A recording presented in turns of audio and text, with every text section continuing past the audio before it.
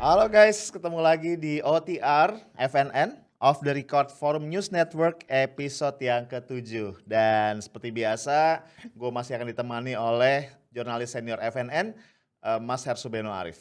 Kita sapa dulu ya. Assalamualaikum Mas Hersu. Waalaikumsalam Bang Arif. Ini t-shirt-nya ini, speak up nih, kelihatannya ini berkaitan dengan pentingnya kita bersuara nih ya, Bang Arif ya. Betul, betul. Karena ini kan pilihan Mas ya. Kita 23 tahun yang lalu ya, setelah reformasi itu memilih menjadi negara demokrasi dan saya rasa speak up itu inti Mas dari demokrasi. Sebelum kita ngomong pemilu, kita ngomong parpol, kita ngomong lembaga politik, esensinya adalah speak up. Gitu Mas Ersu. Sip sip, mantap. Nah ini Mas, ini ngomong-ngomong masalah speak up, ini ada yang pengen di speak up ini pagi ini.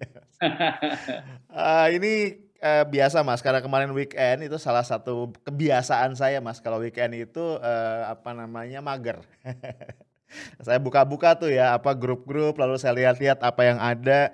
Ini ternyata beredar kembali nih Mas, satu foto kenangan yang romantis banget nih Mas ya. Di situ ada Pak Jokowi, ada Pak Muldoko, pas saya lihat belakangnya siapa gitu kan ya. Ternyata ini orang-orang yang kita kenal ya, jagoan-jagoan kita nih.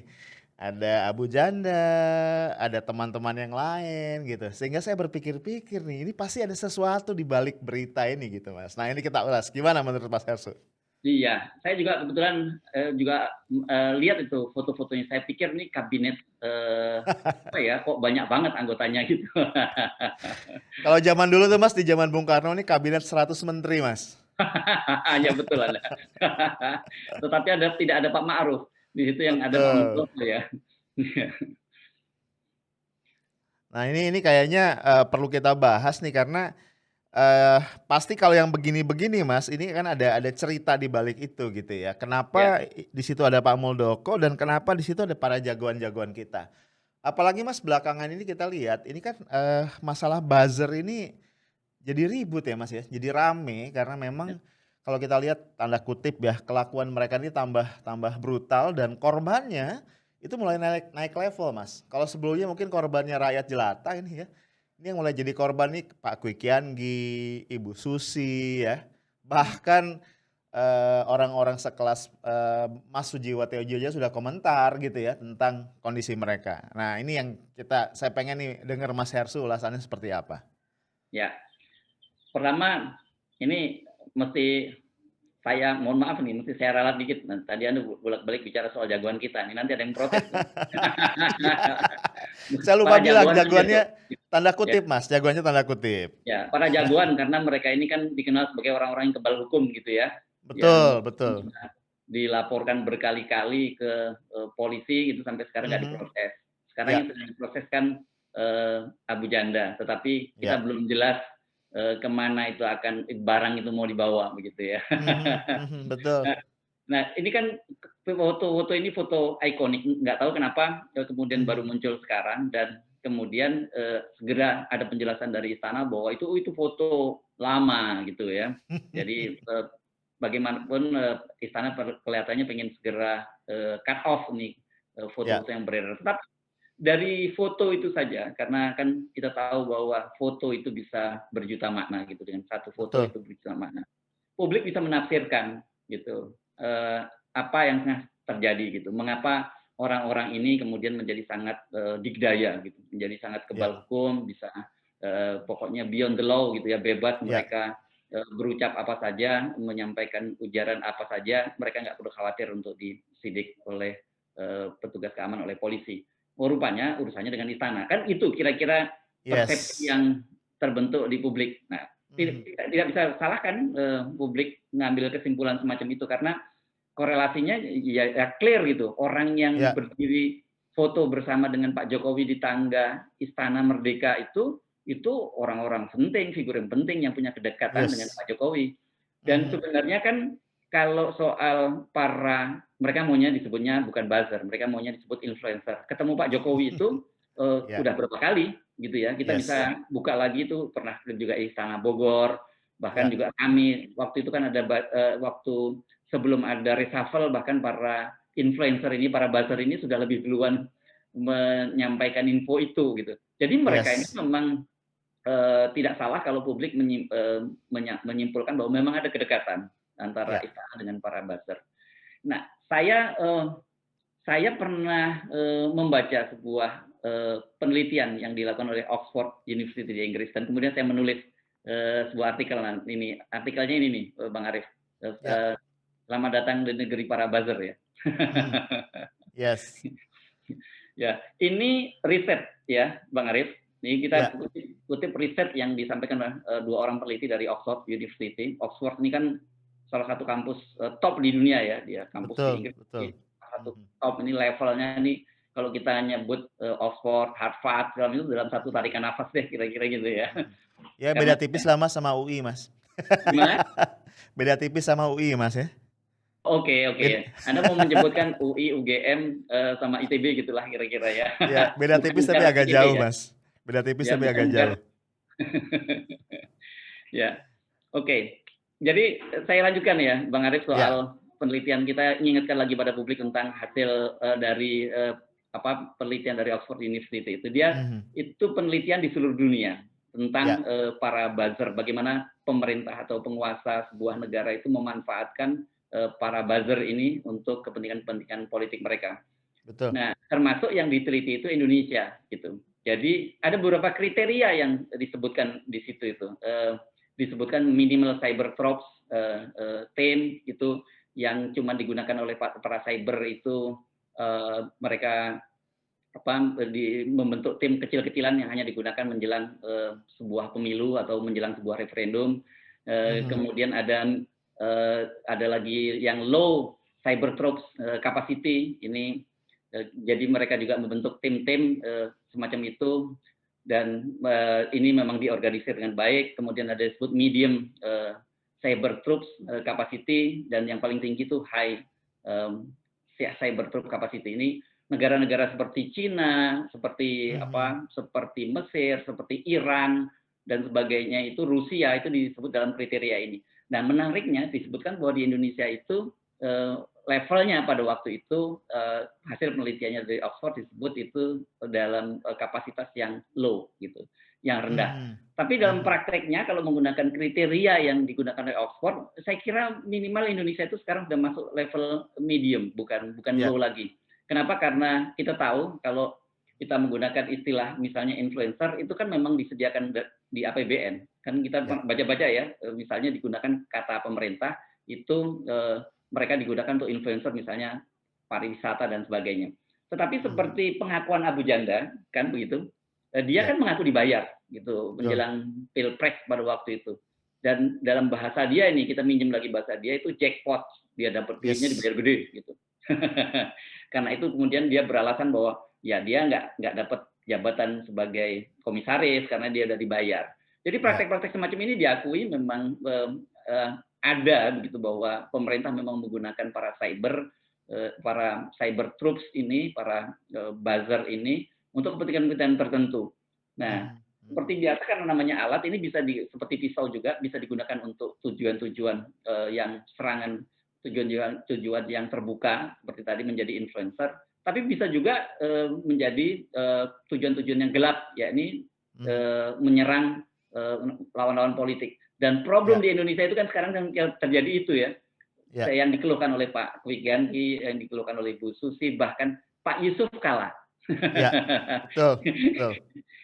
Ini rame nih Pak Yusuf Kala lagi rame polemik nih antara Ya, timnya Pak Yusuf Kala dengan istana juga berkaitan dengan pertanyaan Pak Yusuf Kala bagaimana caranya mengkritik pemerintah Presiden mhm, Jokowi mhm, tanpa dilaporkan polisi. Itu mhm. hasil dari penelitian Oxford yang kemudian tentu kemudian mengingatkan kita pada foto-foto di kabinet 1.000 menteri tadi. Kabinet dalam tanda petik. Iya, Oke, wah, Bang Arif, ini mesti kita dapat kasih perspektif dulu dari sisi bingkai apa ya? Bingkai akademis gitu. Dari sisi iya, Anda mesti melihatnya soal perbatasan dan kedekatan dengan kekuasaan. iya, baik Mas Herssu.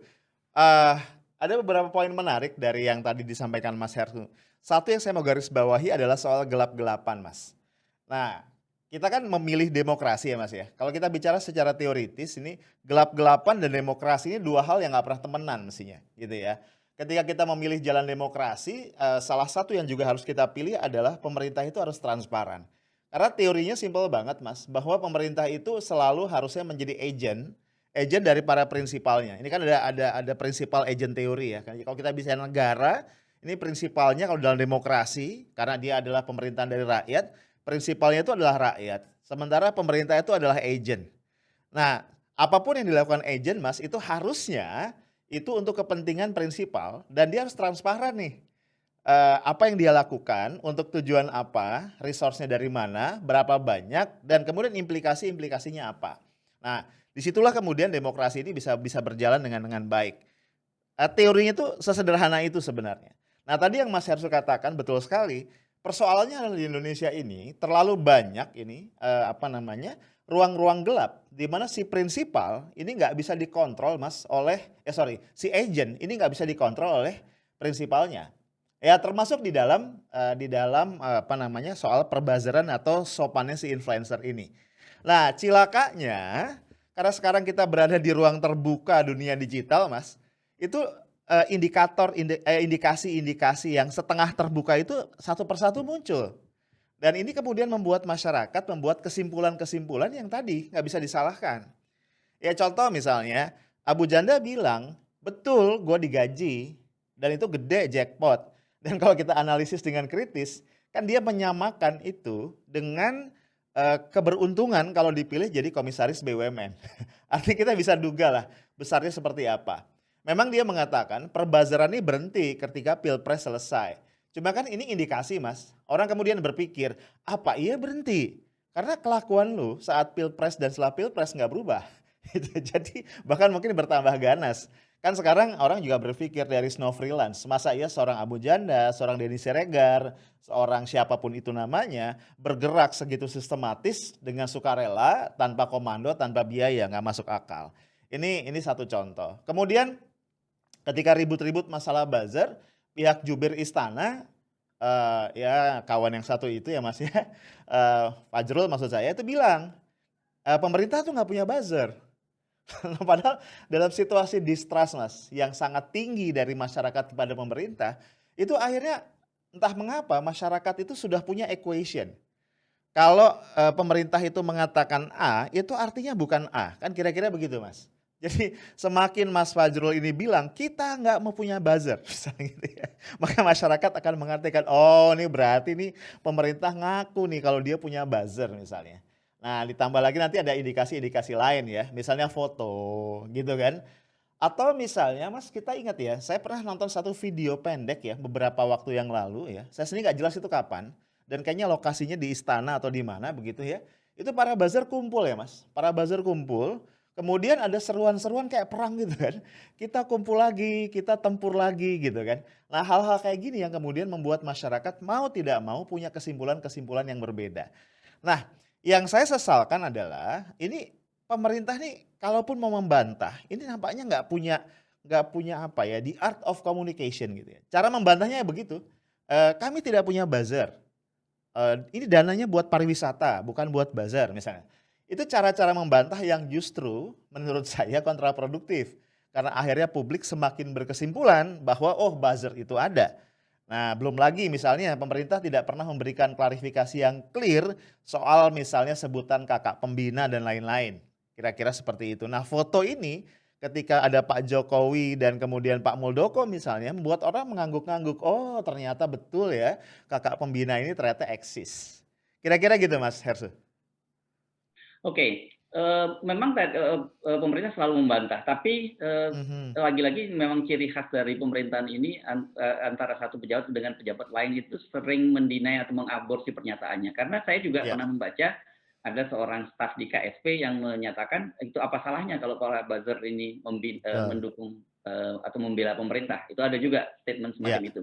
Nah, Iya. tetapi, pernyataan juga bahwa mereka berhenti setelah Pilpres itu, saya kira terbantahkan kan dengan fakta-fakta bahwa mereka berapa Iya. kali diundang ke istana gitu ya. Iya. Beritanya ada itu Betul. muncul, itu bukan hoax ya, beritanya Iya. muncul ya seperti yang saya sebut tadi sebelumnya, ketika menjelang reshuffle mereka juga dikumpulkan, bahkan, Iya. para buzzer ini lebih duluan menyebut nama-nama siapa yang akan di-reshuffle itu Mhm mereka lebih mhm. duluan gitu. Artinya Iya kan apa, sebenarnya komunikasi ini, terus terjalin antara pemerintah dengan para buzzer. iya Nah, tapi sebelum kita lanjut ke soal ini, saya kira kita perlu, kembali mengkulik data lama begitu ya, karena dalam tulisan iya saya di situ yang "Selamat Datang di Negeri Para Buzzer" itu, kapan sih sebenarnya kita mulai muncul buzzer per-buzzer-an itu gitu. iya Jadi iya. kalau kita lihat, kita amat-amati itu munculnya itu menjelang Pilgub DKI Jakarta pada tahun 2012 ya. Pada waktu itu Mhm. kan yang maju calon itu Pak Jokowi dengan Ahok. Nah, Iya. mulai saat itulah dibentuk namanya Jadmed ya. Jadmed itu Mhm kan jaringan, jaring Jokowi, Ahok, sosial media, mhm gitu ya. Nah itu, Jadmed disebutnya itu.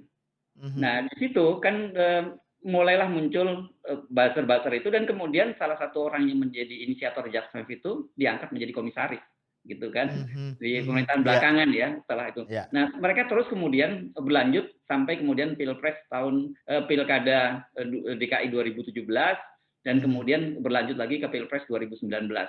Nah, Iya. pada pilkada DKI 2017 itulah yang kemudian muncul, perlawanan itu yang dilakukan oleh yang kemudian dikenal sebagai, Muslim Cyber Army, ya kan. Yes. Jadi ada buzzer pemerintah yang awalnya mulai Jasmev dan kemudian muncul, Cyber Army. Nah, ciri khasnya itu beda sekali antara Jasmev Mhm atau, mereka para buzzer di pemerintah itu dengan buzzer yang, kontra pemerintah. Kalau yang mhm. satunya itu memang terorganisir gitu ya, Iya. terorganisir dan kemudian kita ada dikelola dengan, baik, ada dana disampaikan itu, ada dana yang disumbangkan, dana Mhm yang dibayarkan. Sementara mhm. kalau cyber army ini lebih voluntary gitu. Iya. Dan bedanya lagi kalau yang, akun-akun pemerintah itu bot, gitu. Banyak di antara mereka itu Mhm. akun bot atau robot dan Iya. itu, kemudian kalau akun-akun original, organik, akun-akun yang di musim cyber army itu kemudian sekarang kemudian terjadi pertempuran di media sosial itu awalnya dari situ. Nah, kenapa Mhm. kita sebut bahwa akun bot dan itu dibayar, itu kan ada pengakuan, di Iya majalah The Guardian.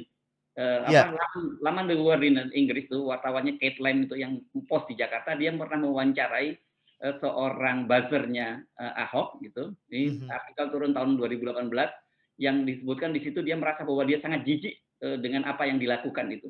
Kenapa? mhm Karena tugasnya si buzzer bayaran ini tadi, dia katanya syaratnya dia harus punya 5 akun di Twitter dan 5 akun di, Facebook dan 1 akun mhm Instagram. Dan mhm. kemudian avatarnya itu dipilih, diambil, dicomot perempuan-perempuan cantik, gitu. Iya iya.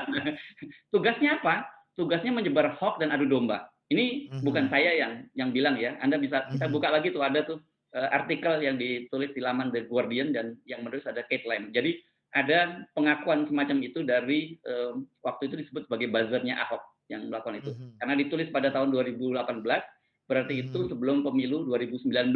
Yes. Artinya pasca, pilkada DKI 2017. Nah, pola-pola semacam itu kan, kemudian bisa diduga itu berlanjut sampai kepada, Mhm Pilpres 2019. Kalau kita mengamati data-data pertempuran perang tagar sekarang belakangan-belakangan ini gitu, mhm kita pinjam penelitian yang dilakukan oleh, oleh seorang alumni ITB yang punya Don Emprit, itu kan mhm. dia selalu bisa memetakan gitu. Iya. Biasanya kalau, tagar-tagar yang diinisiasi oleh para pendukung pemerintah itu kebanyakan itu akunnya bot, gitu, Iya. robot tadi ya. Sementara lawan kontranya itu biasanya itu akun-akun yang organik. Ini Mhm jadi memang kelihatan, makanya saya sampai pada kesimpulan bahwa, buzzer di Indonesia itu bukan lagi levelnya low, cyber troops capacity, tapi sudah iya. masuk, medium, Mhm cyber troops capacity. Karena mhm. mereka digunakan bukan hanya sebelum, pemilu, tetapi sampai, berakhirnya pemilu itu mereka terus dilakukan. Dan kemudian, kita ingat, laporan utama Tempo tentang para Iya. buzzer, itu kan Mhm. disebutkan di situ bahwa apa sih tugas para buzzer ini setelah Iya. pemerintahan terpilih, yakni mengamankan kebijakan-kebijakan pemerintah. Kalau Yes. namanya cuma mengamankan kita sepakat, tapi problemnya ketika kemudian mereka mengadu domba dan memecah belah umat, nah memecah belah bangsa Indonesia itu serius menurut saya Bang Arif. Mhm mhm. Nah, Mas Herssu ini, apa namanya, menjadi menarik ya, Mas, ya, karena baru-baru ini Pak Jokowi kemudian, bicara waktu peluncuran laporan Ombudsman 2020, dia bicara tanggal 9 kemarin ya kalau saya nggak salah. Itu tepat di hari pers, Mas. Dia mengatakan atau meminta masyarakat tuh lebih aktif kan untuk memberikan kritik kepada pemerintah. Kemudian digongin lagi nih oleh Pak, Mensescap ya, Pramono Anung ketika memberikan sambutan daring hari pers. Dia bilang nih bahwa, pemerintah itu butuh kritik pedas, kritik keras dan itu adalah jamu katanya yang akan membuat kerja-kerja pemerintah itu lebih lebih terarah. Nah, menjadi menarik karena kemudian, pada saat situasinya, ucapan itu disampaikan situasinya ini lagi panas nih, masalah perbuzzer-an ini. Bahkan kita tahu ya sebelum itu tadi kita sudah singgung juga, Pak Kwik tuh mengatakan dia sangat takut justru sekarang untuk memberikan kritik. Karena dia hanya ngomong tentang hutang pemerintah saja, itu dia dihajar oleh buzzer. Dan dia bahkan sampai compare dengan kondisi di masa, Presiden Soeharto yang jelas-jelas adalah satu rejim yang kita akui represif. Dia mengatakan justru dia masih punya ruang yang sangat luas untuk mencapai apa namanya, menyampaikan kritik-kritiknya di satu harian, yaitu harian Kompas. Nah, bahkan juga yang menarik sampai-sampai Pak Yusuf Kalla itu juga bicara, Mas. Tadi Mas sudah singgung juga kan, angkat bicara. Coba tanyalah, ini gimana caranya kita mengkritik tanpa ditangkap polisi?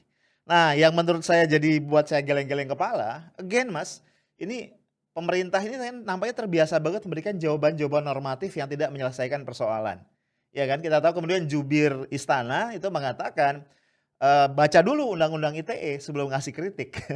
Padahal justru yang dipersoalkan oleh publik adalah undang-undang ITE itu sendiri, tepatnya adalah penggunaan undang-undang ITE dengan beberapa pasal karetnya itu untuk kemudian, apa namanya, mempolisikan para pengkritik, mempolisikan para aktivis. Nah ini menurut saya ada semacam apa, ada semacam lampu tanda bahaya atau, sirine tanda bahaya yang sebenarnya sudah berdering sangat keras gitu ya, tapi pemerintah tidak kunjung menganggap ini sebagai sesuatu yang serius, gitu Mas Hersut.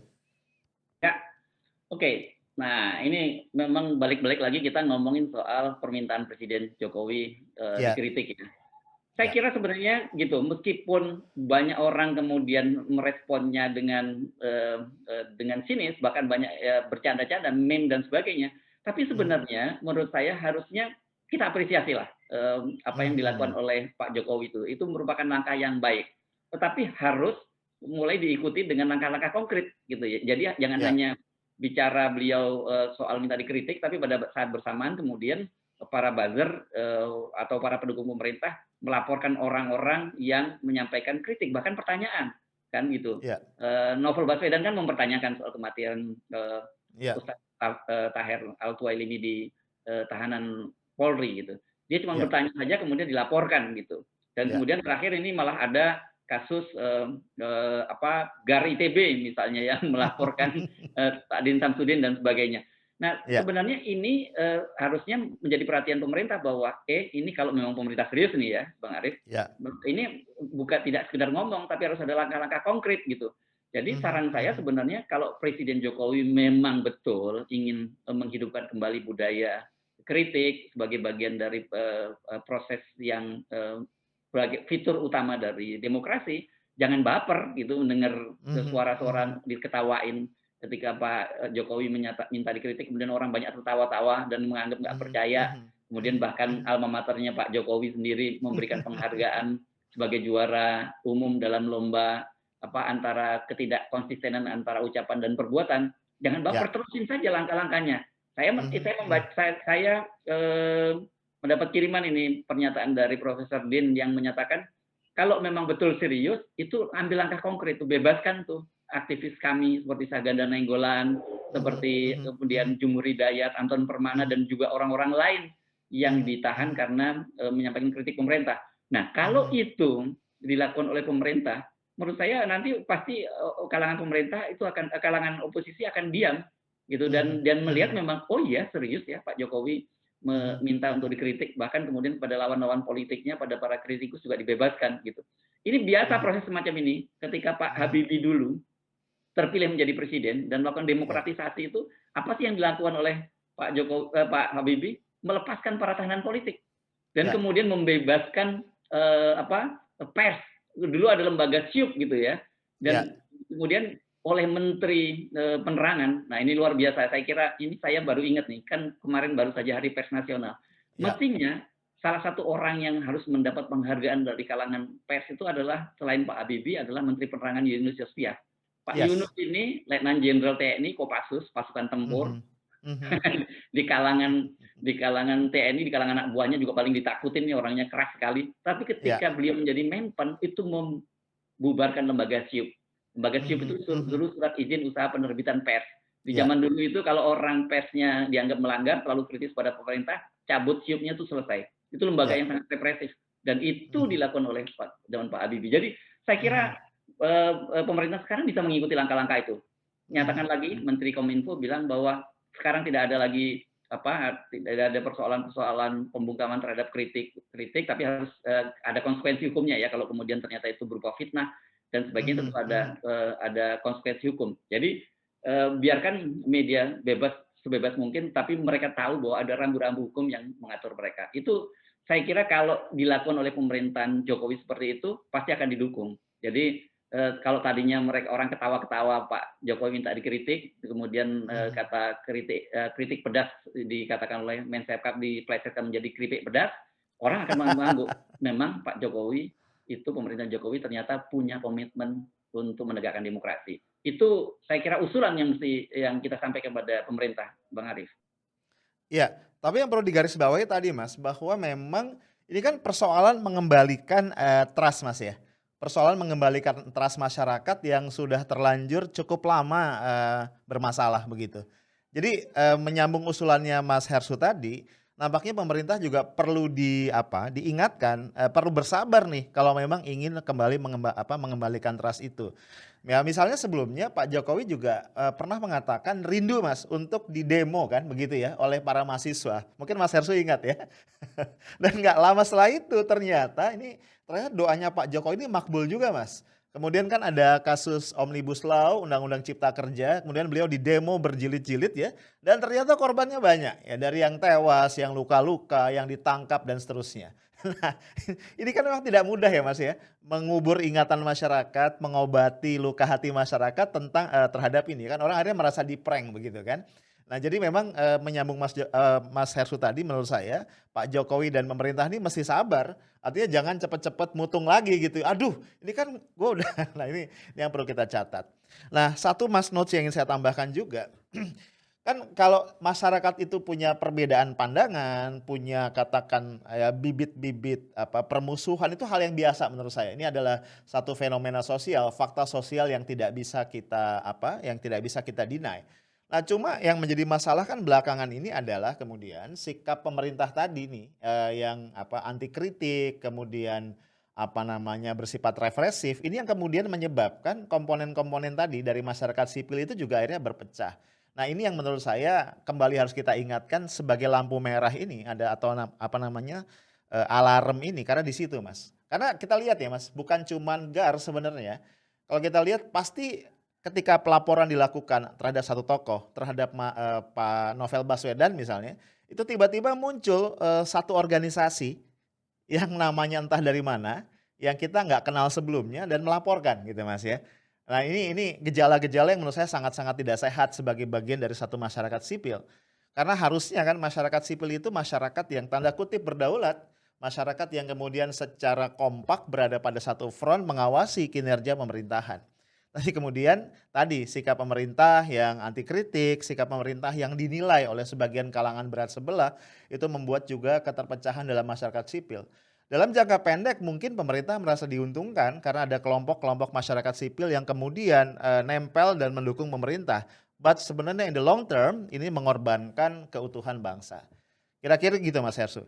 Nah mungkin Mas dalam persoalan buzzer-buzzeran ini, negeri para buzzer ini Mas Hersu punya catatan akhir yang perlu kita jadikan, perhatian dan fokus kita ke depan. Silakan Mas Hersu.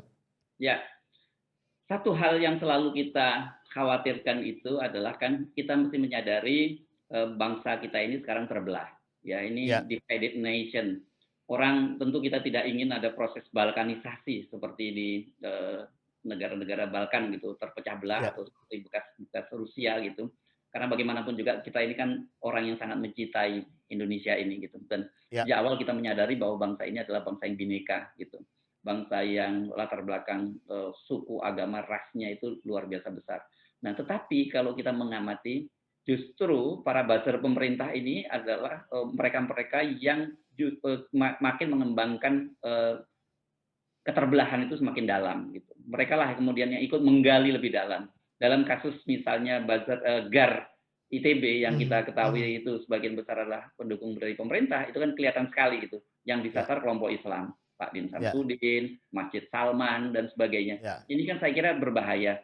Dan siapa yang punya peran untuk mengakhiri semua itu? Ya harusnya pemerintah. Apalagi kalau konteksnya perbuzzeran itu kita runut dimulai pada Pilkada DKI tahun 2012 pada saat Pak Jokowi dan Ahok maju. Jadi artinya dalam menggunakan bahasa judul sebuah lagu itu harusnya Pak Jokowi yang memulai dan Pak Jokowi juga yang mengakhiri gitu. Ya. Ya. Ya.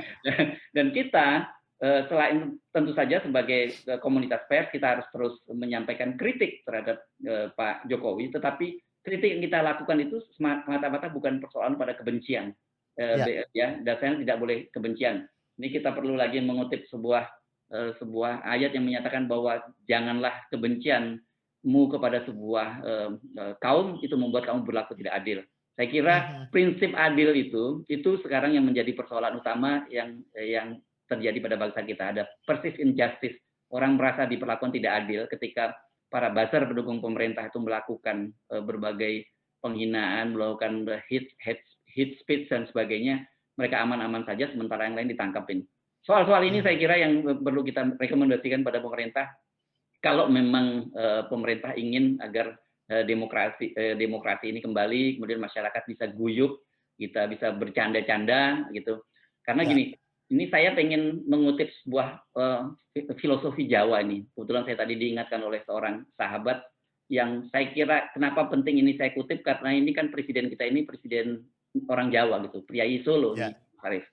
Jadi di Jawa itu ada satu prinsip yang saya kira sangat menarik filosofinya, katanya gini, dupak bujang, kemudian esem mantri, dan kemudian sasmito nalendro.